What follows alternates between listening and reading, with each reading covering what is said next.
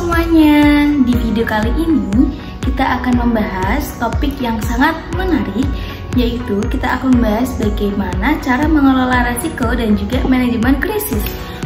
Nah, video ini penting buat kamu yang bekerja di dalam dunia bisnis, pemerintahan, ataupun sosial. Jadi kita kupas videonya. Oke, sebelum kita masuk ke dalam inti videonya, alangkah baiknya kita mengetahui terlebih dahulu apa itu resiko etika dan juga manajemen krisis. Kita masuk ke videonya. Resiko etika adalah kemungkinan terjadinya pelanggaran prinsip moral atau nilai perusahaan yang bisa merusak reputasi, kepercayaan publik, bahkan menyebabkan sanksi hukum. Nah, contohnya yang bagaimana ya? Contohnya, salah satunya ada dari skandal data Facebook Cambridge Analytica di tahun 2018. Ini bukan cuma soal hukum, tapi juga kepercayaan masyarakat yang hilang. Sementara itu, manajemen krisis adalah proses menangani peristiwa yang mengancam integritas organisasi. Krisis bisa bermacam-macam, dari kecelakaan kerja, bencana alam, hingga kegagalan produk. Ingat kasus rekal mobil Toyota tahun 2009? Nah, itu merupakan salah satu contoh nyata. Karena resiko etis seringkali sulit dikenali, maka penting untuk memiliki proses yang dapat membantu memitigasi risiko etis sejak awal. Berikut adalah beberapa hal yang dapat kalian pertimbangkan untuk diterapkan dalam strategi risiko kalian secara keseluruhan. Yang pertama, ada manajemen. Manajemen memberikan contoh yang baik dengan standar integritas yang tinggi dari manajemen tingkat atas akan membantu seluruh anggota organisasi untuk mengikutinya.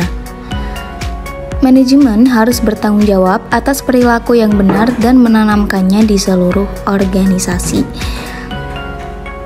Yang kedua, ada kode etik. Semua organisasi harus memiliki kode etik yang dapat diakses oleh semua staf atau karyawan. Kode etik akan dengan jelas menjelaskan apa yang boleh dan tidak boleh dilakukan dalam suatu organisasi.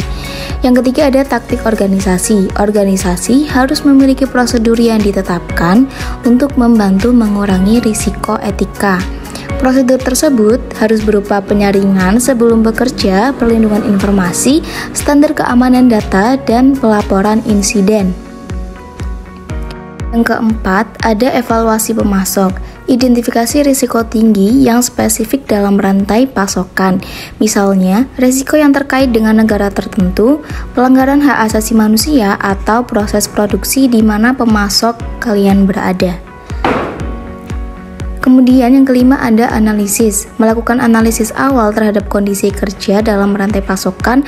Hal ini dapat dilakukan melalui kunjungan ke pemasok, kuesioner, dan investigasi oleh LSM atau lembaga swadaya masyarakat. Dan yang terakhir, ada tugas. Tugas staf harus didefinisikan dengan mudah dengan tidak ada satu orang yang memiliki wewenang untuk melakukan banyak hal. Sebagai contoh, tidak boleh ada satu orang pun yang memiliki wewenang untuk membuat anggaran, memesan, dan membayar pemasok. Bagilah hal ini menjadi beberapa tahap, dengan orang yang berbeda memiliki tanggung jawab di setiap tahap untuk membantu adanya pencegahan penipuan.